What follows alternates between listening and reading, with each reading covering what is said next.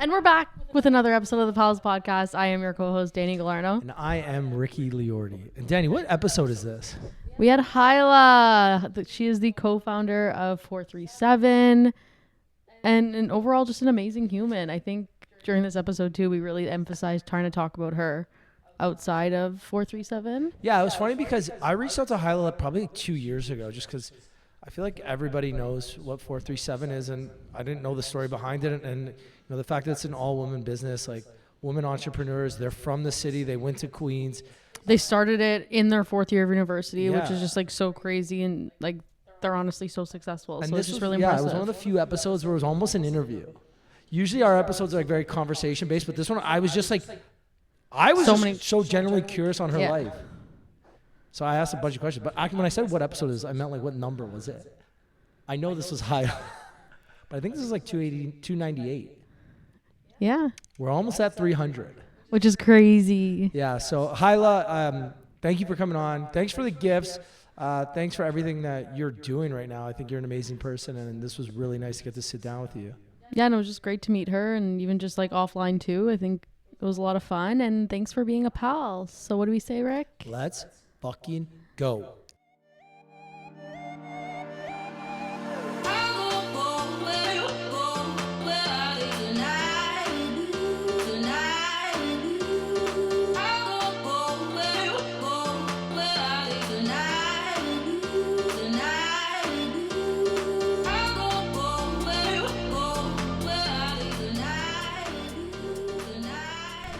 A lot of really stupid things in my condo. Anyways, Hyla, welcome. Hi. Usually we don't do this. Welcome. No. But that was, I don't know. Anyways, I like Hyla, it. welcome. Thank you. Before we jump into anything about business or entrepreneurship, we need to hear this ayahuasca story. Oh, wow. Because I'm so fucking You are curious. really going right off the bat. Yeah, I'm just genuinely so curious, and we almost talked about it off air, but I need to know all about it. Okay. Like ayahuasca is on my bucket list at some point, and you did it in Costa Rica, right? No.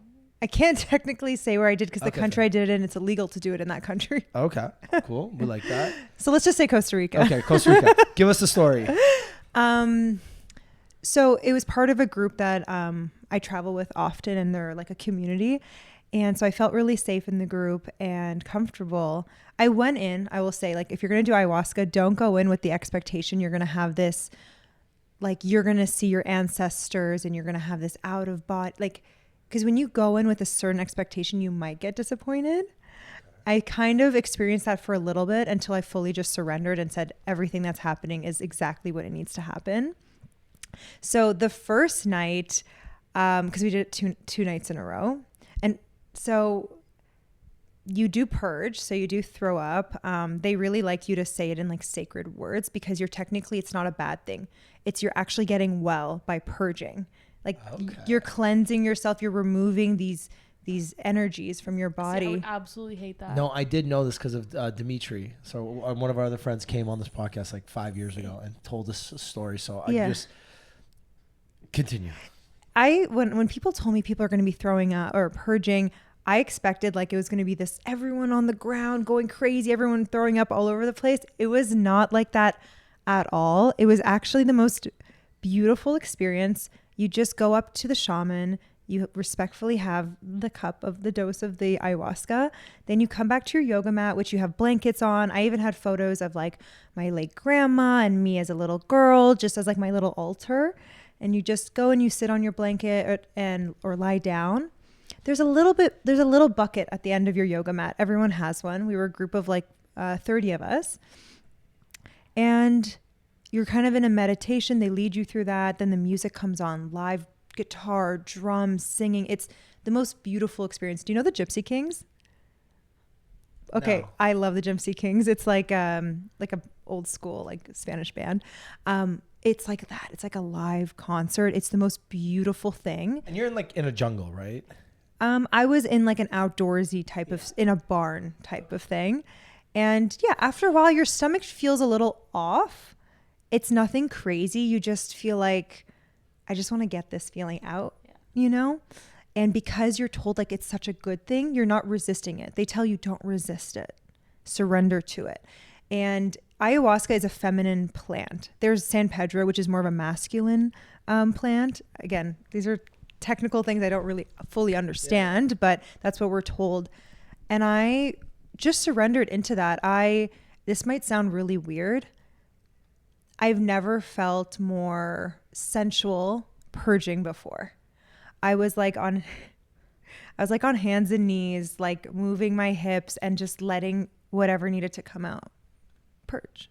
And it felt very beautiful. I just like surrendered to it. And as someone who always did not like that experience, I just like was like, it's okay. It's a beautiful thing, Hyla. You've had some stale energy.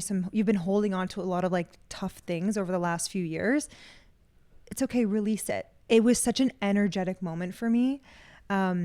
So yeah, that happened. Sorry, before you get into the next stage, why'd you decide to go on this ayahuasca trip? Like, are you having midlife crisis? Is it like for the business? Because I know they say a lot of like CEOs, a lot of entrepreneurs go on ayahuasca trips. That's true. Yeah. Maybe you told me that. I think I mentioned on our call, I said a lot of times entrepreneurs go when they're raising money for their big companies, and then they'll go and then they're like, they sell it. Or they're just like, I don't want to do this anymore. So before we get back into, is 437 gone now? No. What was the reason? What was the main reason? I think over the last, I think about 3 years ago or 2 years ago, I've just had this like, this pivotal moment in my life where I realized that I was extremely burnt out. I was not feeling like a deep sense of inner peace. And I just didn't feel like the little girl that I knew, like the Hyla that was just silly and always smiling and a little lighthearted. Like I felt like I had all this like callousness around my heart through, I mean, we live in a world that is a little bit more, it takes a little bit of the feminine essence away from women. You know, my education at Queen's Commerce was really intense. Then we went right into starting 437. You know, just going through how challenging it was to have a business at such a young age and never had a business before, having to hire people, let go of people, try to grow a company, not knowing what we're doing, trying to get people to take us seriously. It was, I lost myself. This is like, you like started this as you were like graduating from Queen's. Like this is your first big girl job and it's your own. Like you're not basing it off anyone else. Like before working for your company, you were at other places before. And we had no idea what we were doing. We had no investors, no parents involved being like, hey, you know, we're actually going to help you in the business, but just make it seem like it's yours. Like we had none of that. We were not influencers. We didn't have following. We didn't have the money. We didn't have fashion experience. There was no reason really why it should have worked out other than just the perseverance of it and why we really wanted it. So it was really hard. And, you know, if we really got deep into it, I can bring up a million like heartbreaking stories that I had to go through.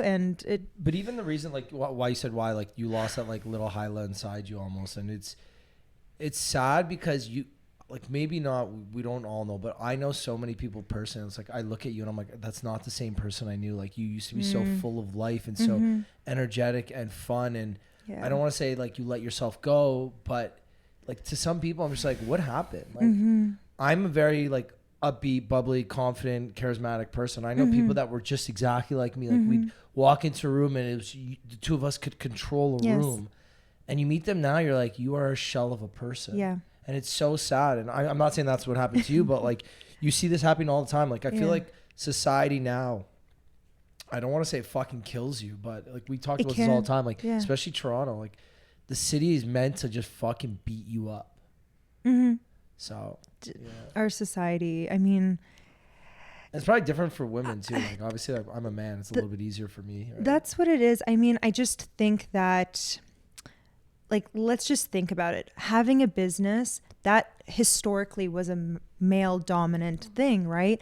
And so the way we run companies, the way our society is, the way we hire people, the way we employ people, a lot of that was written by men over years and years. And so that doesn't mean it works for women, all women, me, our hormones. Like we're just different beings and we can do an amazing job at it.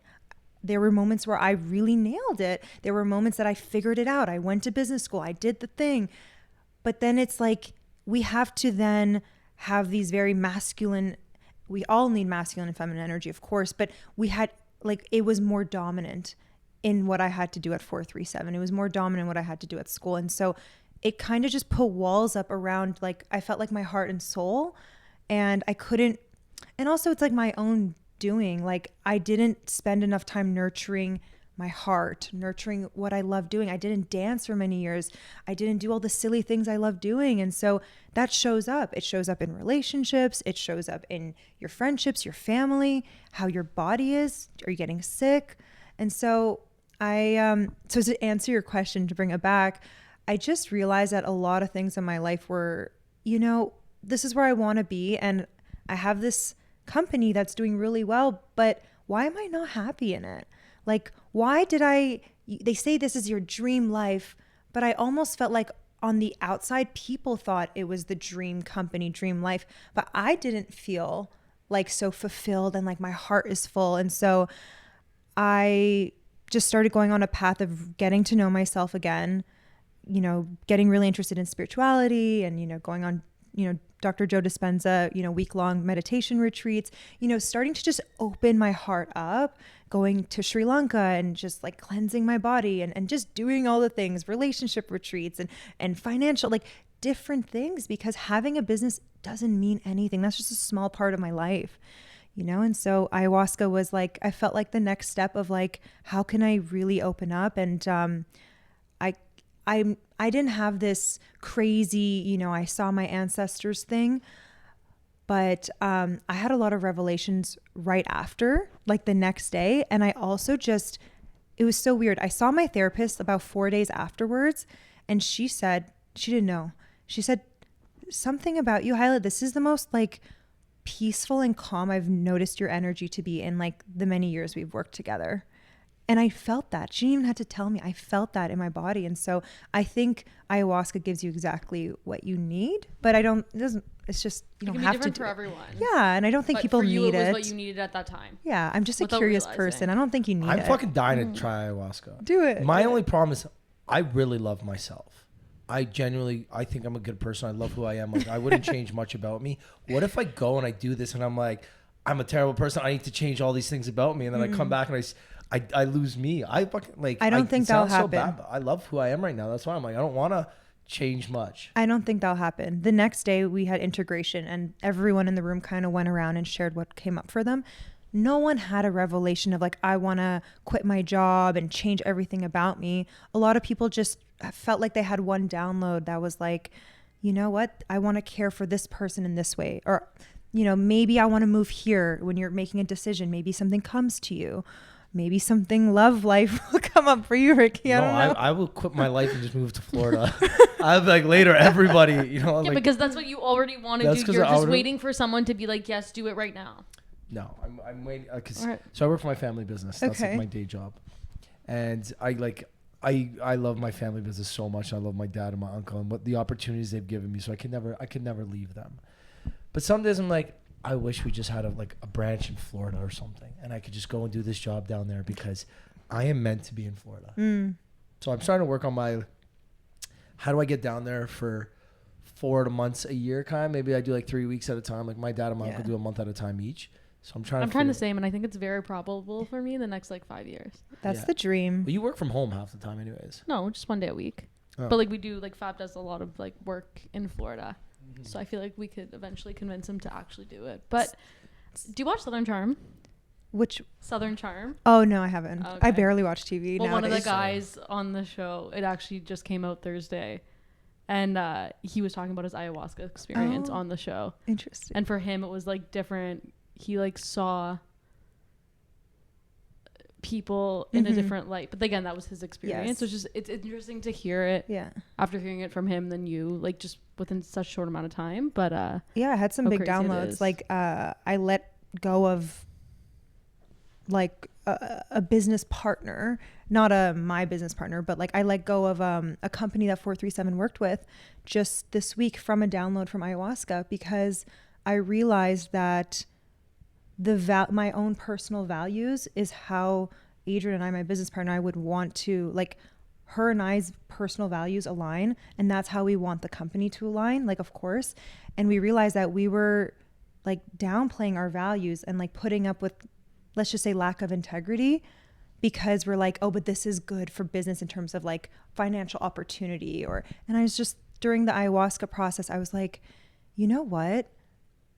What does that say about like me? What would that say to my employees? What would that say to the universe if I'm willing to put up with a lack of integrity and very disconnect on personal values just because I think it's good for business? I don't think that money is more important than relationships. I don't think that money is more important than my happiness. So why would I let this? And it's just, I think that when there's money involved, when it's a business opportunity involved, it's so much harder to walk away. But that's what ayahuasca gave me. And guys, I can't tell you, I felt so powerful after that. I was like so happy. Yeah.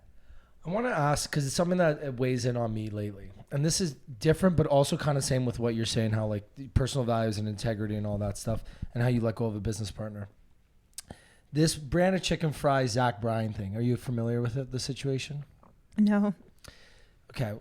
I'll give you the Coles notes. Okay. Basically, my favorite artist of the year, my favorite musician of the year. Turns out he's like a verbally abusive, like psychologically, like mentally, just emotionally abusive man. Okay. So he dated this TikToker, Barstool, podcaster, whatever. Okay.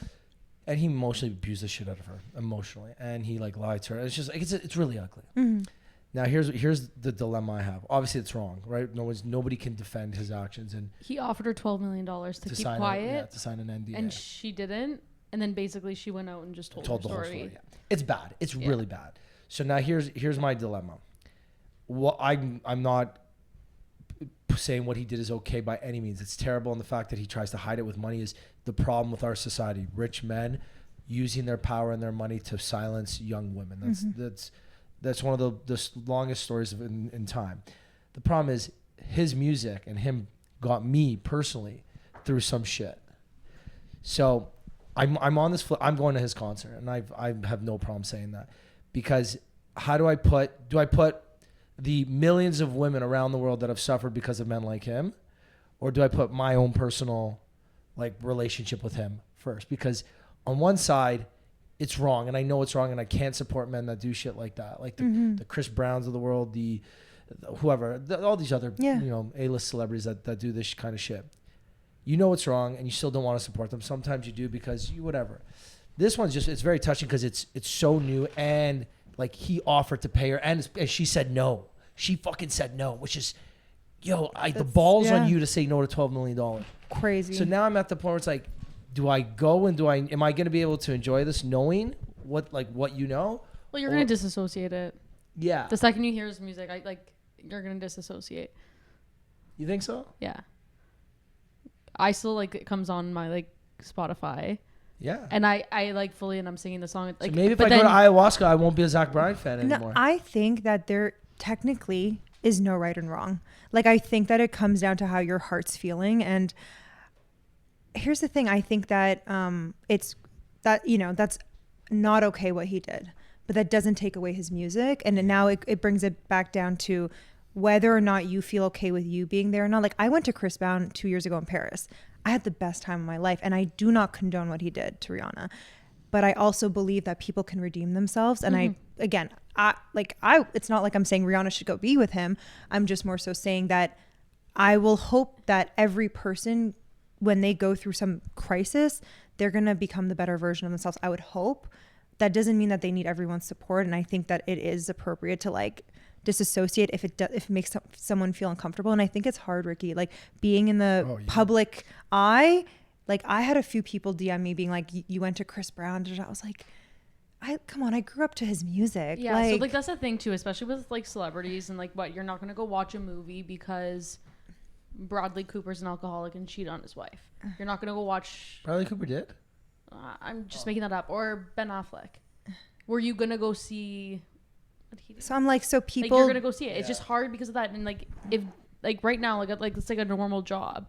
Are you going to do business with someone because the CEO of that company cheated on his wife? And you know that through the grapevine with other people. If it makes sense, you're going to still do business with them. Well, that's what brought it back to... That's how it came to this. Because obviously there's, personal values that you held. Yeah.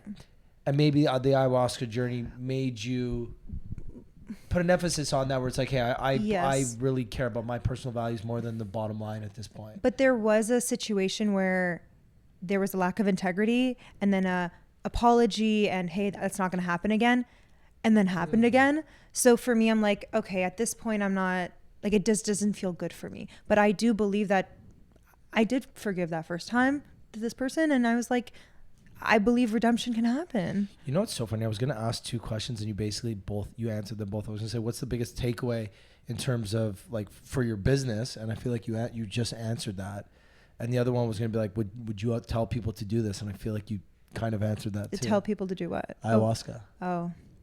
I think that someone like, it's more, I think people should more do the inner work, right? Like if you haven't gone to therapy, or if you haven't done a seminar, if you haven't done a retreat, or if you haven't done a intense meditation, I think those are maybe the first few places to go. And then when you're like, if all else fails, ayahuasca. then go to like, don't just jump off the street and go do ayahuasca. Yeah, but whatever. Yeah. Anything else on ayahuasca? No. I want to transition on to 437. Yeah. First question. How'd you come up with the name? 437 was our house number at Queens.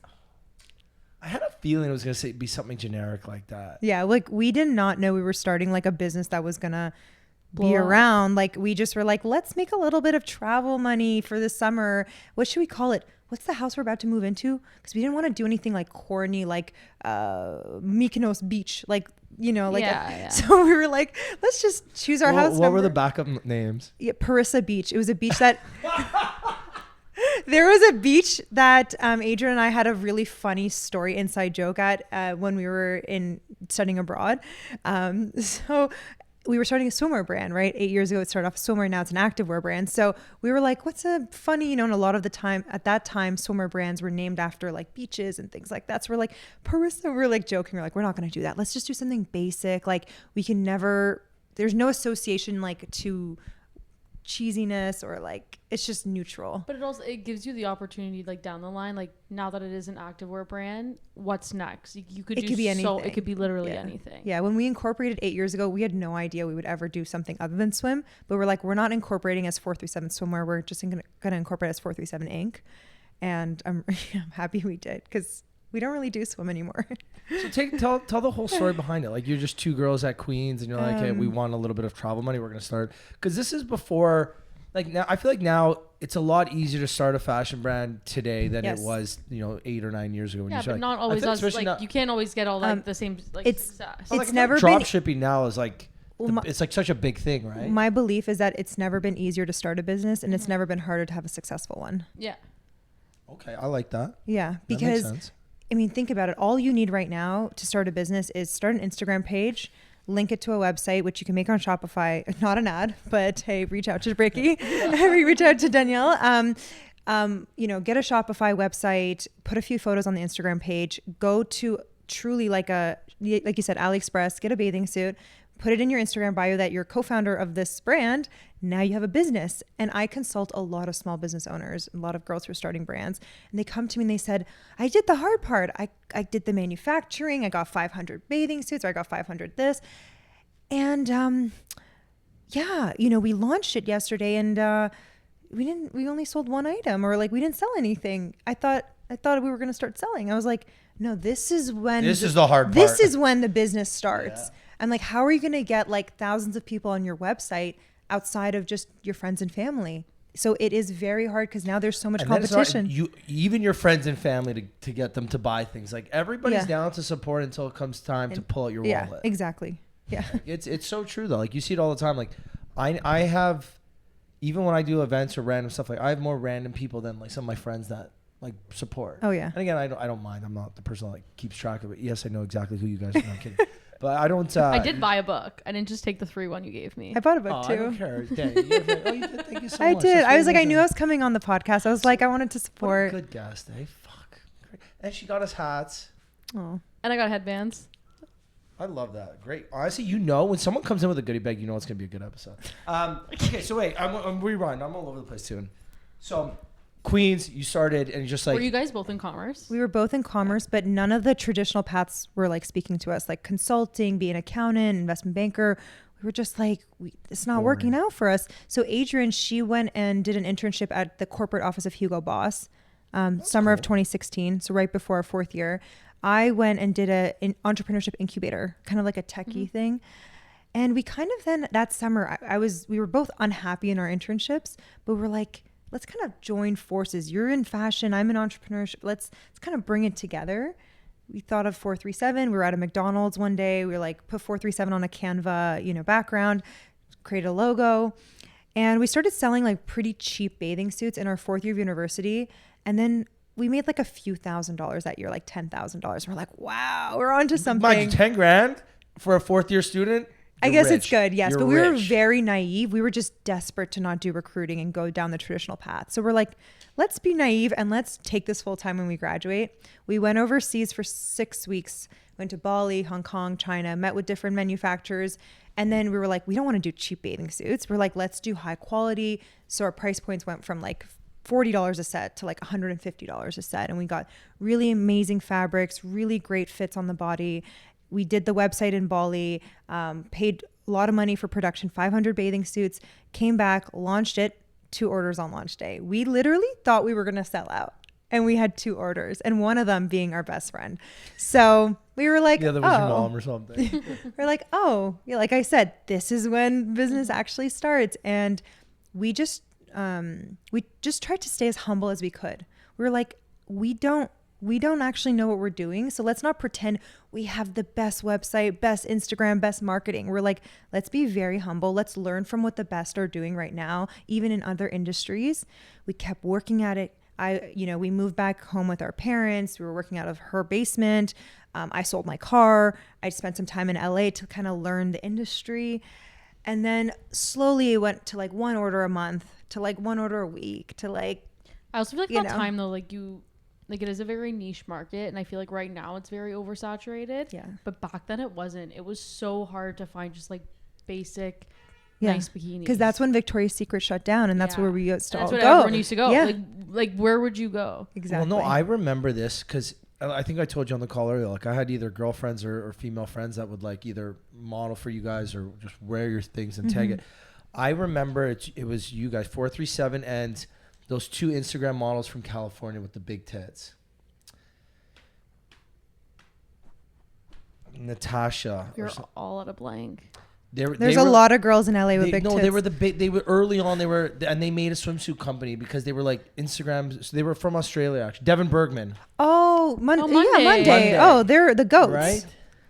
They're really amazing. Impressed you know who they are. Tash Oakley. They were such inspiration for us. Yeah, because like I remember like they were doing it in Australia at the time, or California, or whatever.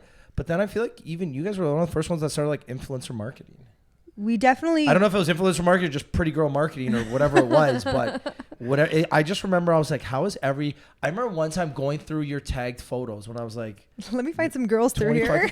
Then I'm just like, how does every pretty girl buy these bathing suits? I'm like, what the fuck? Oh my gosh. But this is like 10 years ago or something. But. Not having any investors, not having any money, we didn't get any injections from mom and dad. Like, all we had was those 500 bathing suits that were not selling. So guess what? All we could do was send them out to people.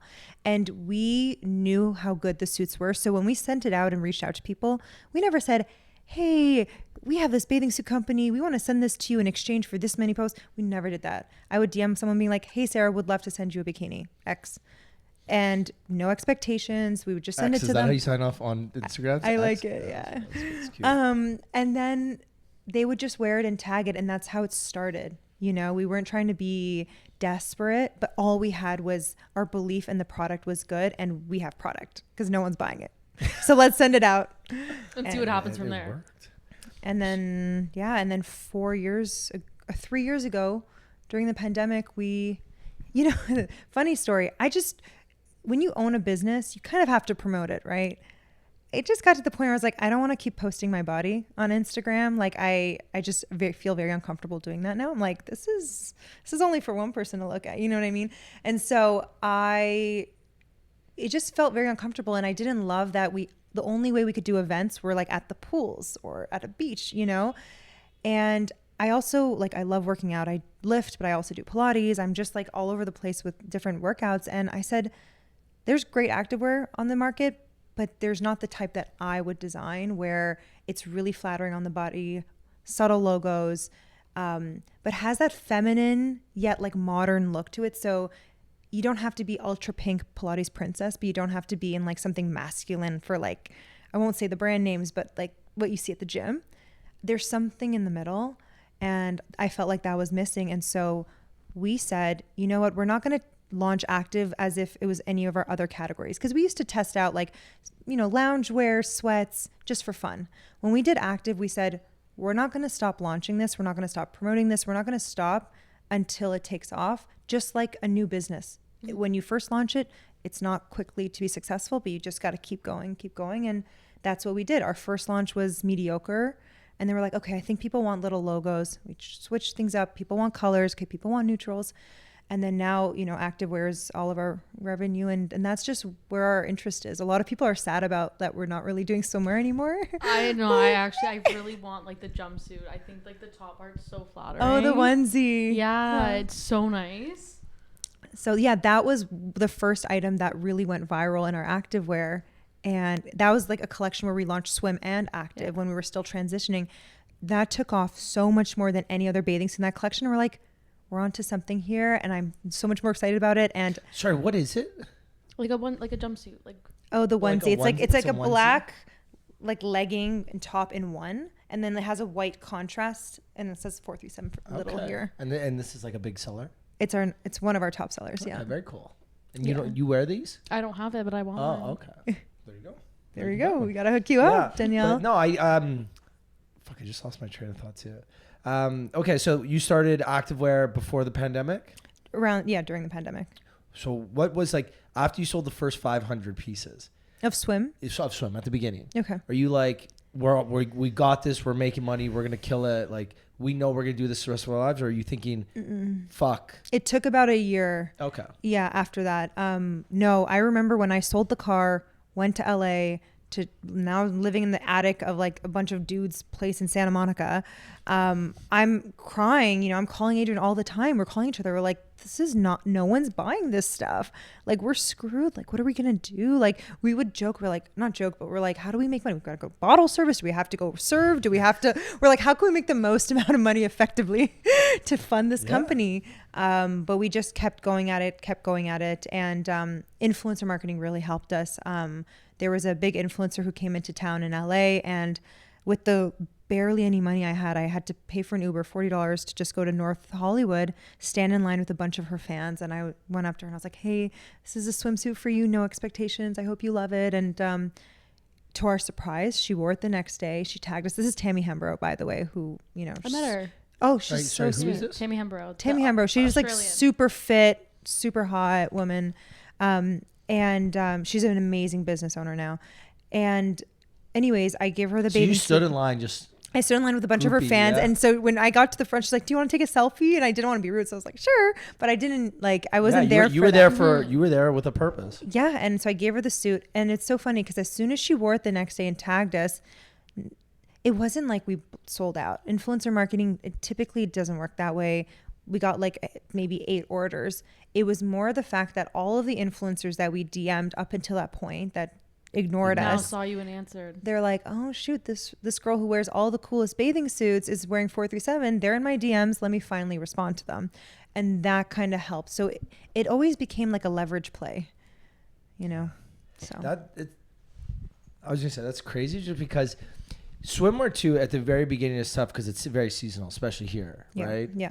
But you went down to LA and you're like just grinding out these 500. After the 500 are sold, you come back. I'm assuming you came back home. Yeah.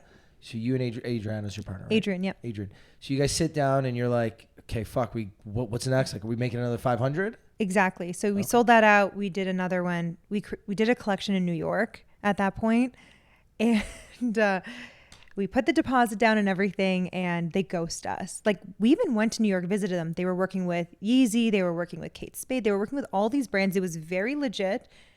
And they were like, okay. And then, you know, months later, production's ready. We're getting a couple emails from them.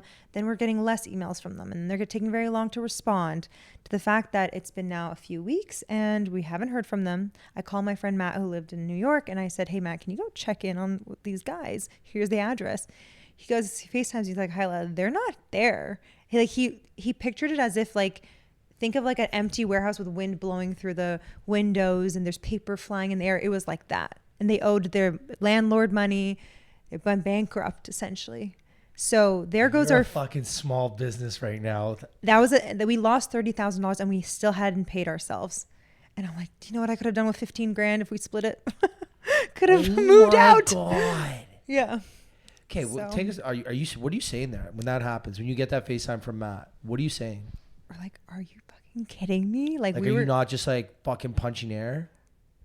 You know, Adrien and I went through so much. Like this wasn't the first terrible, like crazy thing that happened to us. You know, like we were always just getting rejection through like influencers. I got stood up so many times in LA trying to meet up with an influencer. Oh my God, they would just stand you up and not text you until the next day.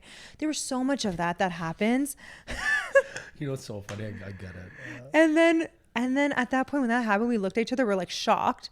But after we're like, okay, what are we gonna do? We're gonna have to get through this. Like we just said, we know we're gonna get through this. So let's just be in that positive energy. Like I feel like you guys have the right attitudes. I think even just from the beginning, like you knew what you didn't want out of your life, and you're like, let's just like keep working at this to kind of get to where we want to be. Yeah. I'm just thinking, like, if I would have got stood up by somebody like that, I'd be like, fuck this, fuck these stupid bathing suits, fuck everybody. I'm going wherever. Like I don't know what your plan B was, but I would be on plan San B. Francisco, like tech startup type thing. I mean, you got a good degree at Queens, so you're all right. But that's fucking insane. I wanted to ask you, what has been like your like highest high and your biggest low at the company? And like highest high could be like even like your favorite part or like something cool that happened. You know, a few years ago, I would have answered the highest high as like the accolades. Forbes 30 under 30 or our first. Congrats on that. I remember seeing that. Oh, thank you. That's that's a big one. Like things like that, cool. Or like like a first $1 million month, like things like that. We used to be like, oh my God, like that's crazy. But I remember those years. That was $1 million month. You see how she casually said that? First $1 million month. That was casual. The pandemic was a good year. Casual. Pandemic, people were buying bathing suits and going nowhere. Ladies, explain that. Florida. Well, anyways, the pandemic was good, but I remember that year was my unhappiest in my like genuine deep down like life. So, and in terms of Adrien and I's stress levels, in terms of how to manage a company that has these growing pains and we're not feeling respected, but we also don't know what we're doing, and we were just very unhappy. Like we almost wanted to end it all. And so it's so funny because I would not say those things now. My happiest now is that about 8 months ago, I gave the entire team 4-day work weeks and we haven't gone back. And hearing like one of my employees, let's say who's a single mom with a young boy, saying that, you know, now I have a day of the week where I can do vacuuming and take a Pilates class and I'm not either working or, you know, spending time with my son, like that is just such a treat to me. And like for me, that is like my biggest accomplishment of 437 is that I can hopefully show other women that we don't have to have businesses in this traditional masculine way. The numbers matter to keep the lights on, but that's not what drives me anymore. Mm-hmm. I tell Adrien this, we talk about this all the time. I'm like, if 437 is going to go down in number, in like revenue, that's fine with me. You don't build like me, maybe other people do. We never got into this business to make a specific amount of money or to have a specific thing. We built this so that we can have our dream lives. And for about 5 years of the 8 years of 437's journey, I had the opposite.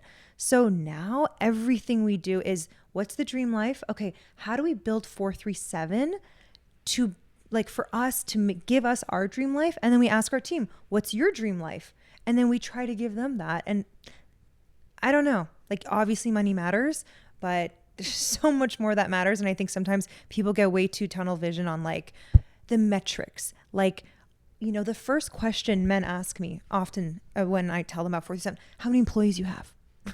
I understand it's an important question. I never understood that. I get it all the time. No, but like I feel like that's so redundant because like you could run like the most successful business with literally 0 employees, or you could build a software by yourself. You are one person for $50 million. I know. And you will make more money than whatever kind of business. I know. But can you imagine? And like I understand, like you said, it's a pissing contest. People are asking that question. But when it's repeatedly questions like that are asked and asked, subconsciously That's what you're trying to achieve, is this outward success. Like Forbes 30 under 30 exists. Top millionaires, top businesses exist. Where's the article for top relationships? Where's the article for like the top people who have the most peace or giving back? Maybe that exists, giving back the most, but happiest workplaces. Like that's what I want to see. And so in a world where you're applauding the external metrics and money, of course, that's why our society is prioritizing that rather than like their work life, like their genuine happiness. So it took a lot of like me trying to rewire my mind because I was not perfect. Like I was driven by a lot of those things for a while, but I was like, I had those and I was unhappy. So something wasn't working, you know? I fully agree with what you're saying too. Yeah.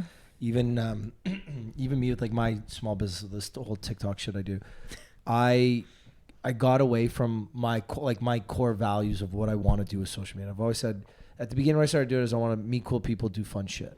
That was always the goal. It's always the goal. And then this summer, you get a couple of videos that go viral, and then I'm just posting things just because I want to go viral and I want to get more followers and I want to get bigger brand deals so I can increase my rates and I can do all this stuff. It's like I forgot that why I started doing this. It wasn't to go viral. It was to meet cool people, do fun shit. So now I think I haven't gone viral in a month and I don't even care. And I've got like 2 or 3 TikToks in the bank. I'm like, I think these are going to go viral, but I don't want to post them because I'm just trying to stick to my guns here. But you'll see it eventually. I'm gonna one day get sad and do it. I want to ask you something. And you're a very good speaker, by the way. You're very well spoken. You speak very slowly, which is nice. Thank you. What brings Hyla peace and happiness? What truly to your core? Like take away 437, take away all the external factors. What brings you peace and happiness? The first thing I saw was a wiener dog. Those who know me, the fucking right dogs. Okay. The people who know me would know that that's very accurate. Because that's part of it.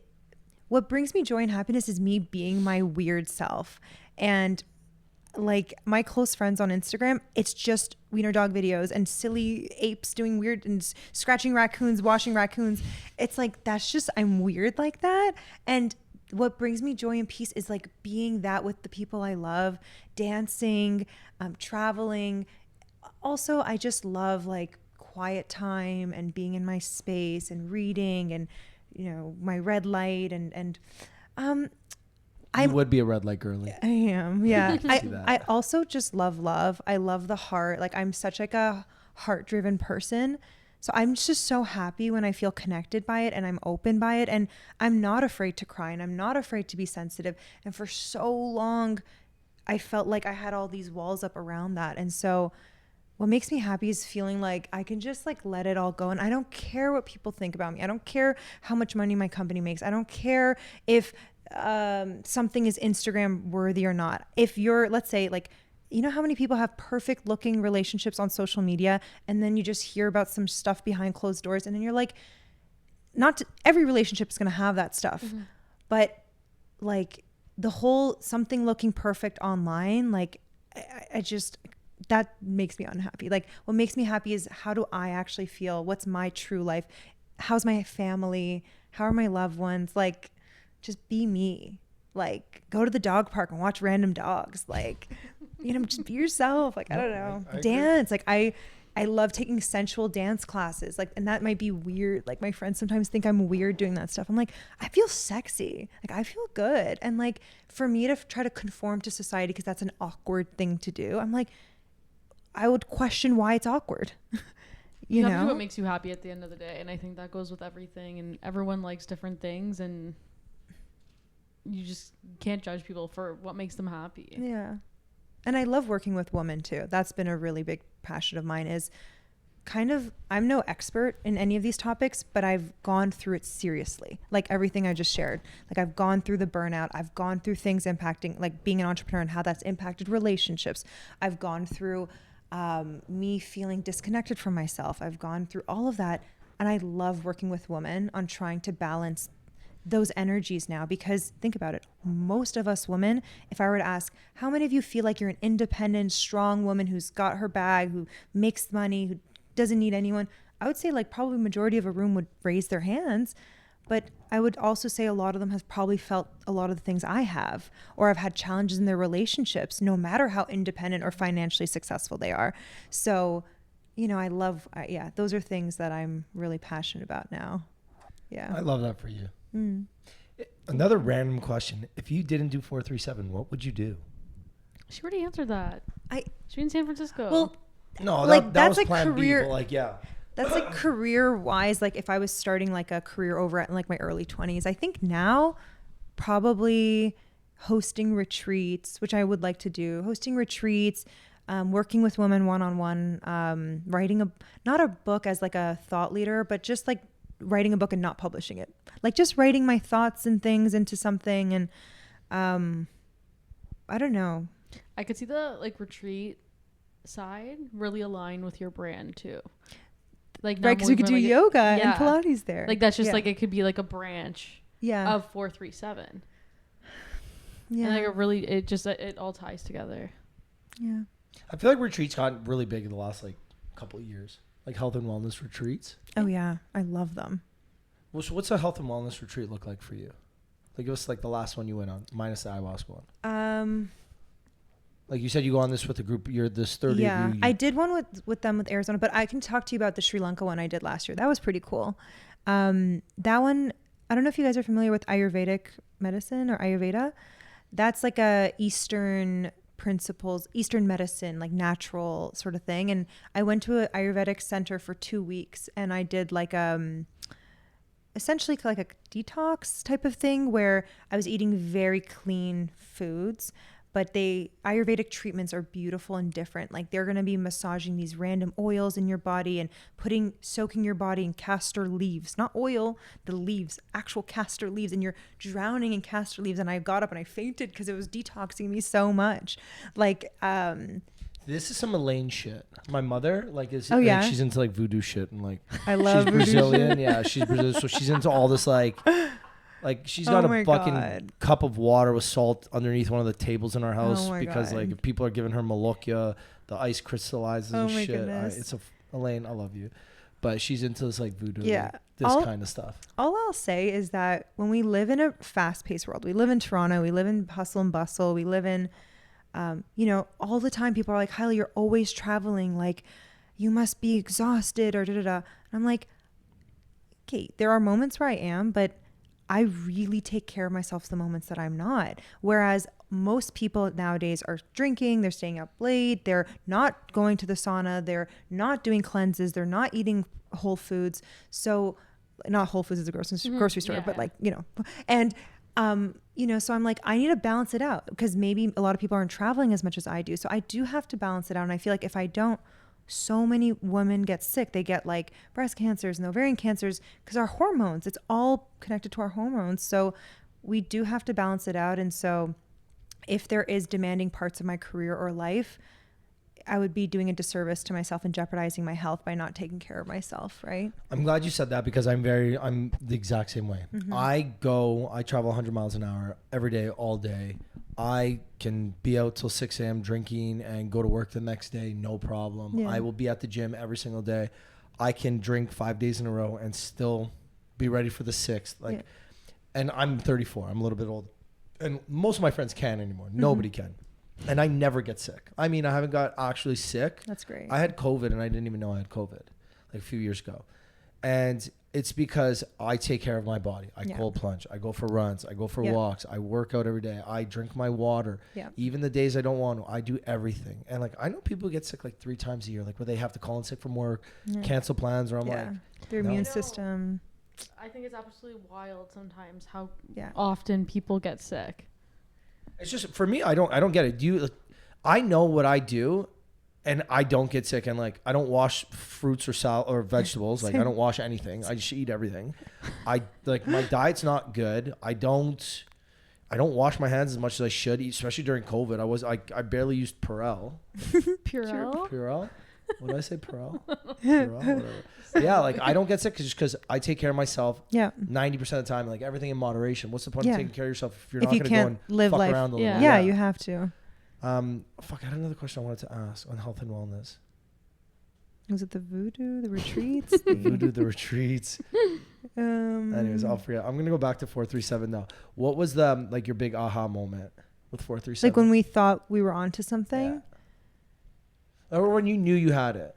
I think now it's easy to say. Like now, again, you guys, I don't know how much you do in sales, but you guys obviously do a lot. Like now it's easy to say, yeah, this is like this, we're good. When did you know? I think when we did 30,000 in a month, only because it's kind of like 1,000 a day kind of thing. And I think we were like, okay, this is the point where we can maybe pay ourselves like 1,000 or 2 each and maybe start bringing in someone part-time. I felt like an aha moment, because I was like, okay, it's getting legit. It's not just you and I trying to get 1 or 2 orders every single day. It was, okay, we're going to turn this into a real company now. So that, and then that Tammy Hembrow moment kind of was all around the same time, and was like, okay, let's do it. Such a big person to get for like your first, like, I'm going to Google her after. You're going to know exactly who she is. Yeah. Is she like dating a football player or something? Or? No, she just got married. She just got married to some Australian. I don't really know pop culture these days, but yeah. She was very like, when we started, she was like the it girl of swimwear. She was on your Pinterest board. She was like the it girl from Australia. Also, because she had like all these YouTuber, kids, and you had the most insane body after kids. And people she was are like, known for her ass. You're gonna see her ass and be like, yeah, I know exactly who she is. You're like, I already love her. Like, there's no, doesn't matter. That. Like, it's just like. Wow, there's guys who are not ass guys. Yeah, Ricky, boobs. Interesting. Yeah, boobs. Titties. Interesting. Love my titties. I thought all guys like ass. Surprise. So when you're I guess you guys don't talk about sex. I was gonna say, you don't like when you grab a butt. You're not. Does nothing for me. So you're okay with being a girl with a flat butt? Amazing. No problem. That's beautiful. I love titties. Okay. I don't care for. I guess we could talk a little bit sex. I don't care for doggy style at all. Okay. I need to see titties. Beautiful. I love That's great. Me and a good set of titties. Elaine, close your ears. Elaine knows I love titties. You can literally anybody who She's knows like, me, I know. I was the one who gave him his first one. If you see all my exes in a row, you could be like, yeah, this guy. Actually, no, they all have good bodies overall, but like majority of them just great titties. Well, Tammy Hembrow, you'll like. She's both. Yeah. What do you do? Like, actually, I guess you kind of already answered this though, but like when you're burnt out or you're stressed, maybe not even with work, just life in general. Like, what are things you do that like bring you? I don't want to say peace and happiness because you kind of already answered, but like, what are things that get your stress levels back to neutral? Oh, well, maybe what I just did, breathe. Like I try to, if like today I'm really stressed out, I'll look at my schedule and say, what can I clear? What can I do to like really give me peace? So for an example, it'd be like, if I had a lot of friends, like we're going to hang out, I'll maybe reach out to them and say, hey, can we go to Othership and do sauna instead of going out for dinner? Like, I think oftentimes what I realize stresses me out is the feeling of overwhelm and like too much going on. Also screen time. I don't have TikTok on my phone anymore. I haven't, and Instagram. Wow, good for you. I deleted it like 4 months ago, and I've had so much more time in my days now. Really? Yeah.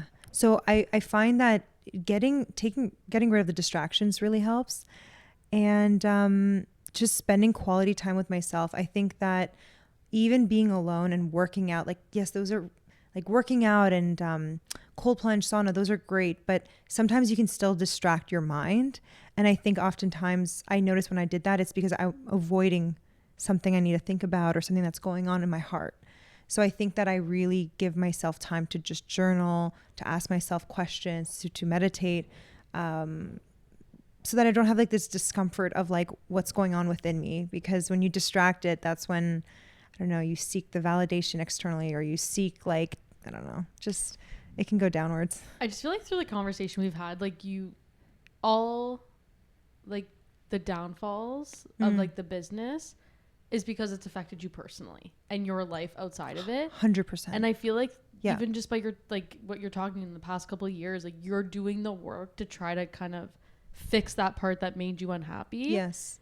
Because there was that disconnect. Yeah, completely. But what's next? Well, I was just going to quickly say 437 was like my life and my entire identity the first few years it started. So when shit hit the fan, like when things went wrong, I was like miserable. I was like really sad. And even if I didn't look it, like people would probably like, she's still wearing a dress. Hyla's still like got her hair done. Like I visibly looked the same, but like at nighttime by myself in bed, I was probably feeling a lot more anxious or unhappy or distracted. Like that's half of it. I was just constantly numbing myself through social media or going out with friends or traveling.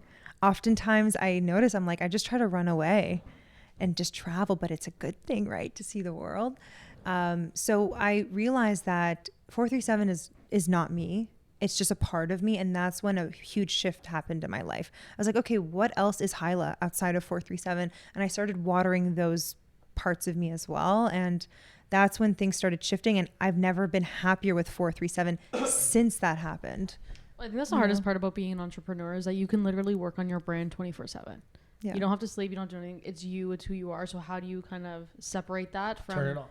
Yeah, turn it off and continue your life. Because like I go to work. I work a 9 to 5. I can do anything I want outside of the hours. I don't have to be thinking about it.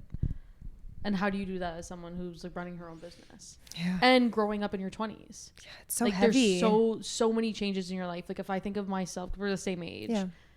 At 22 versus now is a completely different person. I know. It is. It's but tough. you had to mature faster almost. 100%. And also a lot of our peers who went to school with, and most people, they get to change careers every once in a while, right? We didn't get to do that. And I think that's another reason we pivoted into activewear. We were like, you want to change. We wanted to try something new. We wanted a new challenge. Whereas other people get that, you know, most people raise their salaries or even just get new opportunities just by like leaving their jobs, leveraging their salary, getting another one. So, yeah, being an entrepreneur has its pros and has its cons, but I do love it. Yeah. What do you love the most then about being an entrepreneur? I do love the freedom that you get with it. I think that's probably one of the number one that most people would say. Yeah, the freedom to set my hours wherever I want to work in the world. Right. Like to be able to say, hey, my team's only going to work 4 days a week. Right. I think that makes me really happy. But yeah, there's just challenges too. And I think one of the hardest parts is that I'm someone that loves to love. And like, I really like to get like, I believe that people are my friend when they make it seem like they're my friend. And I think I've gotten a little surprised in business a handful of times when I'm like, such a polite way to put it. I've been burned. I've been scorched. Yeah. You know, when people you thought that you had relationships with work-wise, they're in it for the money or they're in it for the business, or the minute that the bigger opportunity comes, they're going to take that. The amount of collaborations we had planned, documents signed, fabrics made, and we've had people last minute just be like, no, I don't want to do it, and then just bring that idea to another business or start the business that we just pitched to them to collaborate with us on. Like so many things. And I'm like, I thought we were friends. I came to your pop-up in Vegas. Like there were so many. I waited in line with everybody else. Yeah. Like there were so many of these things I did because I was like, oh my gosh, like we're friends. Like they would do that for me. And because since day one, when Adrien and I we were two best friends, we started the business, we always said, the business was always going to come second to our friendship. I was going to ask that. Like, how has that affected your friendship? Because it's so hard to work with best friends. How'd you guys meet? We met at a conference our first year, and it's a long story, but I really didn't want to be part of like the popular group when I was in first year of university. You didn't want to, or you weren't? No, I didn't want to, because in high school, one would consider that I was part of that. And I was very unhappy and felt bullied all the time. Okay. There was moments I had lunch in the bathroom in the stall because I felt there was like bullying moments, and they were, and again, I don't want people from my high school to see this because no one would have ever assumed that. But I always felt like I didn't really belong, and I was really missing out on like genuine close best friends, which I have from like 7 years old, and I have from like family friends, but I never really felt that in my like high school. It was a weird phase. And then, so when I went to university, I was like, I don't want to be part of a group of girls that are going to pretend to be my friend because maybe I can dress cool, like in a way like them, or maybe they're like, oh yeah, Hyla will look good at this party, like whatever they want to, assumption they want to make. But I was like, I want a real friend who's maybe not part of this group. So I held out, didn't have any friends for a very long time at university. Second semester, went on this little, it was Wait, you didn't have any friends? What, my best friends from childhood, she was also in that university. So thank God we would just hang out on the same floor. What class were you in? I was in Vic Hall. Oh my God, so was my cousin. The party one. You probably know her. Yeah, we should. I don't know. We'll talk off. Okay. But second semester, I did a philanthropy conference. And Adrien was there, and we were like just talking. We're like, we should start our own conference. Like, it was so funny. We were just talking things like that, and we just were like, let's become friends. And you could tell that she was more on the shy side, introverted side. I was a little bit more on the extroverted, but still just wanted that strong friendship, like deeper connection. Yeah, and then we became best friends, and then it wasn't obviously until 4th year that we started the business. But so yeah, I think that with business, we've always kept our friendship first, and I've always prioritized relationships over business or money or anything like that. So I think in business, I have gone hurt many times because I would open my heart and trust people and think that they also care about the relationship more than the money. Like, nope. So that's been a hard one for me. And in a world, I've met many entrepreneurs that's made them very cold and distant as people. And I remember once back in the day, I went on a date with this one guy, very successful business owner who had a massive e-commerce company. And he said that he's like, oh, just watch, you'll see. Cause I just started 437 around that time. He's like, it's going to happen to you too. I got burnt so many times in business. You're just going to become cold hearted, just like I am. And I remember in that moment being like, first of all, I never want that to happen. And second of all, he was on his phone the entire day. Second of all, don't talk to me. This is the last day. Ew. So I just told myself in that moment, no matter how hurt I get, I'm not going to like close my heart off, but it's been a hard process. Yeah. So we are nearing the end, but I did want to ask another thing. Have you and Adrien ever got into like, I don't want to say heated arguments, but disagreements? And how did you guys manage those? To give you an idea. About 437? Yeah, about the business. Like me and my best friend had a promo company, an event marketing company. This is small scale, but when we were at Western, we did good numbers. Like we made pretty good money. And in our 8 years of business together, we got in one disagreement. Wow.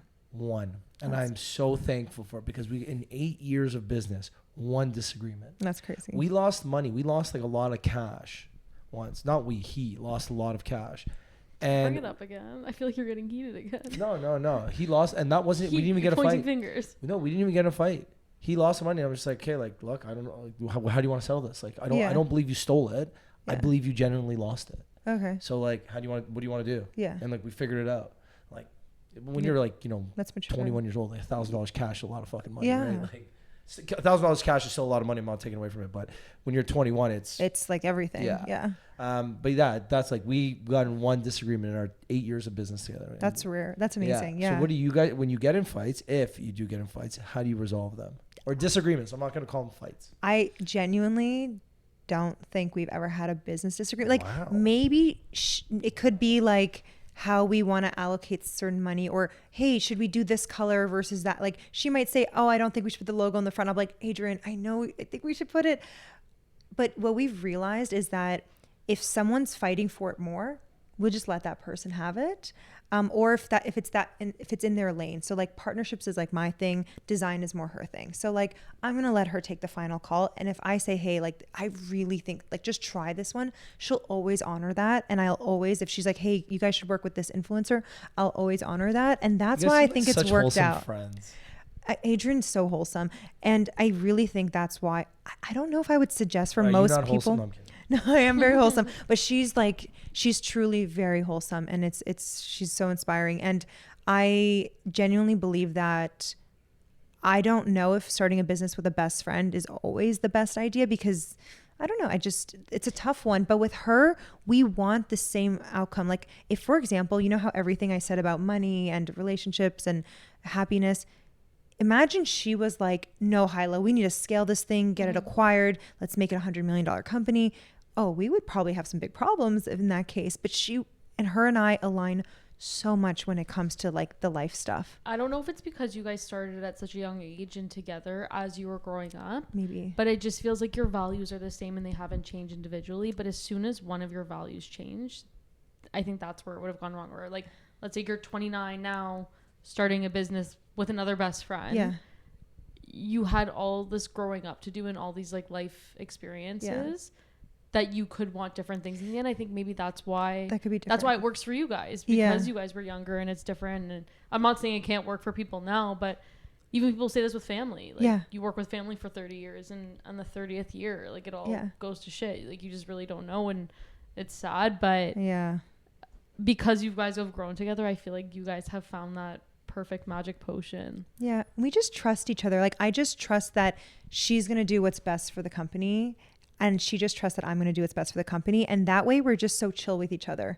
If I'm like, yeah, you know, I want to go on a date tonight. Like I'm going to go on an afternoon date. We're going to the zoo. Obviously that's like my kind of date. You guys know I love animals. Like she won't even ask. Like there's no questions about it. I'll just block my calendar as blocked, and she'll never feel some type of way about it, and vice versa, right? Like I don't get in her like her way of how she wants to operate and live her life and do her thing, and vice versa. We're so similar, thank God, in terms of what we want, but we're so different in terms of our skill sets, right? She's so much more wanting to be behind the computer. Like she'll love to sit behind that big monitor and do creative briefs and mood boards. Like she's so good at that, like shoot planning, creative, the design. Don't put me sitting down on a desk 8 hours I could not. But if you put me on a flight, go to Art Basel, host a 437 Pilates event, which is what I just did 2 days ago. I love that. Go speak on a panel. I love that. But she wouldn't love doing that, you know? And so I think a lot of times people start businesses when they're so similar and they love doing the same thing. And then they realize, oh, well, now we're fighting about it because I want to be on the panel or I want to be the one on set. So yeah, it's worked. And I'm so grateful. Like, yeah, so grateful. I have another question before we wrap. Well, we have one more question. Like, what's next for 437? We'll see that for the end. What's the coolest event you've thrown then? Coolest event for you, not what did the most sales or what did the most numbers, like what was to you, like something that you did where you're like, that was fucking cool? Well, to me, cool is like makes my soul happy. So when we do our Toronto warehouse sales, we haven't done one in a while because it's hard to discount product now, but those just make me so happy, seeing like 300, 400 women in Toronto just line up from like 4 a.m. and they come from Halifax and to line up and to get in and shop. And they're just so happy. And my mom is there at the line with my dog and we're just chatting, and like nothing makes me happier. You know, one girl like got her period in there and I'm like, come with me. I take her to the bathroom, get her a tampon. I'm like, community. I love community. I love the woman. I love Toronto. So that always makes me happy. I mean, like the influencer stuff is just, it's work and it's lovely. And I also love connecting with our influencers. They're our partners. They're part of the team.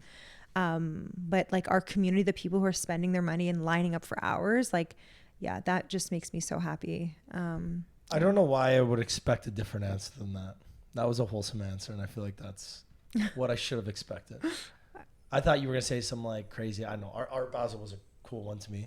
That was Pilates at Art Basel, but I don't know why I was expecting a different answer, but no, it's very wholesome. Oh, yeah. No, I love that for you. Okay, so we are wrapping up now. What is next for 437? What is next for Hyla? Ooh. Both, yeah. What's next? So what's next for 437? We've just been so happy and so grateful for the feedback and how much people have been loving our activewear.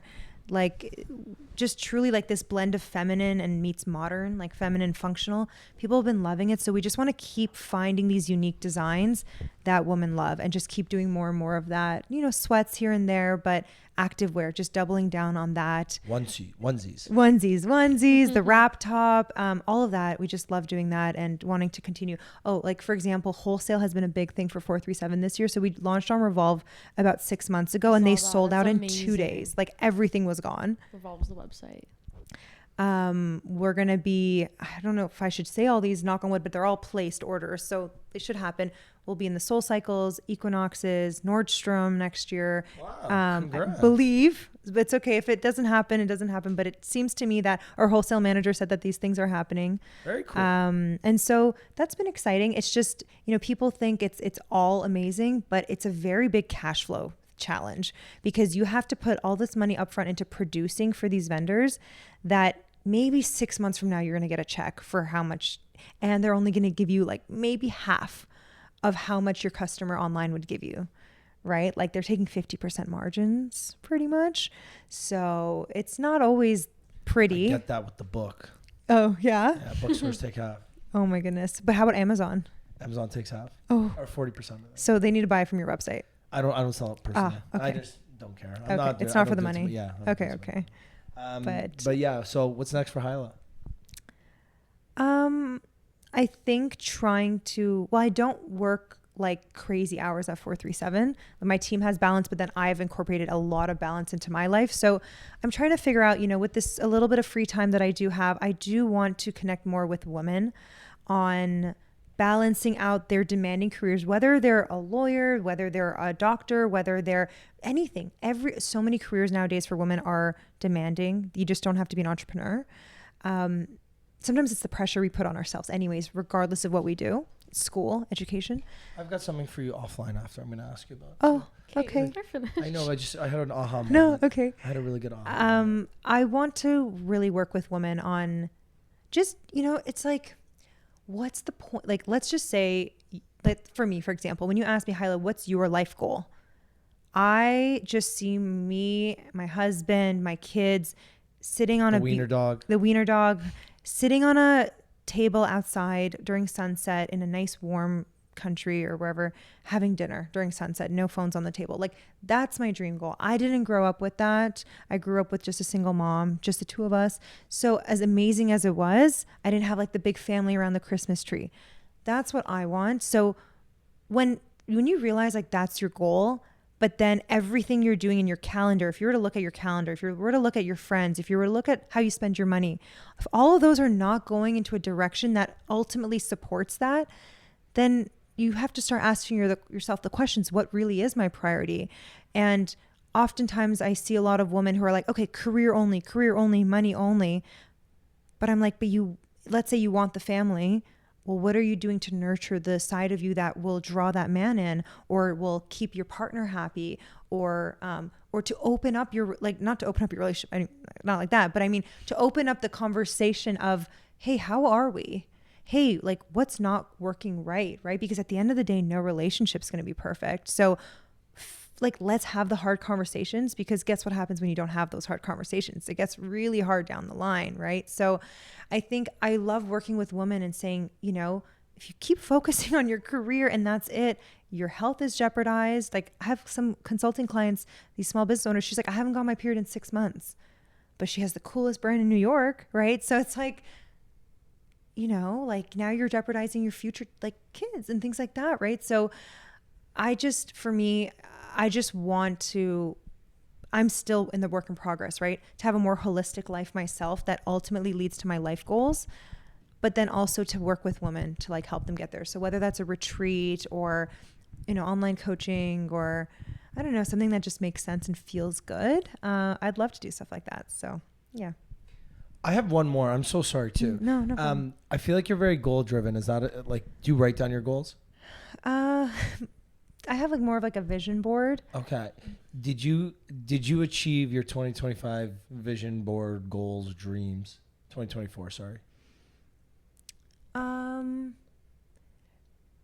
What's interesting? I think that I'm so much happier. Some yes, some no. I had some like material things that I wanted on there that I didn't get, and I'm like so happy and so okay I didn't get those. But then the ones where I had a photo of me like at a yoga retreat, or like I did one of like hosting a retreat. Obviously I haven't done that yet, but I did host like 30 women in my apartment to do kind of like a heart-to-heart night. So I was like, okay, like we're getting there. So yeah, I think a lot of those were there, but I think my vision boards are less about like in the next year, but more like in the next few years. Yeah. So there's still like family stuff on there. There's still like a home. Like, I just don't think Toronto is my forever place. I know we were all talking about that today. So just slowly figuring out where is that. And I'd love like a Spanish style, like cozy home, like something like that. And so, yeah, slowly but surely, hoping to get there. But happiness, like, I don't care about it. Like, I don't care what Instagram's going to see. I don't even know if I'm ever going to post like the happiest things of my life going forward on it. I just don't know if I will. Like, you know what's so funny? I respect that. And to those who don't, I love that. I crept myself on Instagram the other day, and I haven't done it in forever. I go through like phases where I delete some old posts that I don't love anymore. And I spent 30 minutes watching my own videos on Instagram, like almost tearing up thinking about the year I just had. And I was just like, holy fuck, like I forgot this is why I love doing content, because then I get to go and relive these moments. You get to see it. Yes. Yeah, so, I respect those who don't want to share things online and keep their, their happy. They can have their own like private account. Or I love that I get to rewatch some of like the coolest shit I've done this year. Oh yeah. Yeah. Danny, anything else from you? No, I think that's it. Hyla, thank you for this. You guys are awesome. You were great, and you're very. I wanted to get to hear about you guys more. Honest, so get to know us. There were a lot of questions I was gonna flip to Danny, just because like usually again with this podcast it's not meant to be a Q&A. It's more meant to be a casual conversation. But I was generally just so intrigued by a lot of things you were saying that I just kept going back to you. Usually I'd say, oh, Danny, well, if you weren't an accountant, okay, no, we've asked that one so many times. If you were an accountant, what would you do? But normally, like, I'll flip it back. And this time I was so intrigued by a lot of things you said, because like a lot of things that you say I align with very, very much. And I know Danny does as well. So thank you for coming on. If people want to find out more about you, your brand and everything, where can they go? How can they find you? So probably the best place would be Instagram. So at Hyla Nayeri. If anyone's interested in like the one-on-one work, or, just being on a list that if I do have a retreat or anything, just shoot me a DM. But anything 437 related, at 437 on Instagram, or our website shop. You have at 437? Yeah. Oh, that's good. Yeah. Yeah. Everyone's like, oh, did you name it because of the area code? I was like, what area code? They're like, oh, that's Toronto's new area code. I was like, it is Toronto's new area code. That I would never do that. I was like, imagine 416 swimwear. I wouldn't put it past someone. Yeah. There definitely is a 416 swimwear for sure. Yeah. It's at like some random strip mall in like Niagara probably. You know what's so funny though? Me and my roommate, who's like still my best friend, we were gonna get our apartment number tattooed. And the fact that you named the brand after your house number, like, it's just so funny that like, because it's memorable. Like it's like an inside thing. 211 was like our thing. Like it didn't, like no one else could take away that number from us. So like I just love that you guys started the brand because of that. Thank you, Becca. This was such a fun conversation. I really like talking to you guys. We've been very, very fucking fortunate the last little bit. Yeah, I have not left an episode being like either so happy or so full of joy. Like every episode, I'm so happy or full of joy, or like I really enjoyed all of our guests lately have just been all amazing. And like really great getting to know you outside of just 437. Well, it's so funny too. It's so funny how this all happened. Like I think I DM'd you like 2 or 3 years ago. Yeah, and I just randomly saw it. Yeah, like it's actually so funny because again, I know what 437 is. I think I literally DM'd you like 3 years ago. Wow. I think if we check the date, it's probably 2 years ago. Yeah, it was a long time ago. Yeah, now we're finally getting to do this. So glad we're doing this. I'm glad you came on. A better time in my life for sure. Yeah. Well, there's no better time than now, right? 100%. Yeah. And guys, if you made it to the end of this, we appreciate you. Give Hyla a follow, give Danny a follow, give myself a follow, and we will see you guys next week. Bye. Peace. Bye.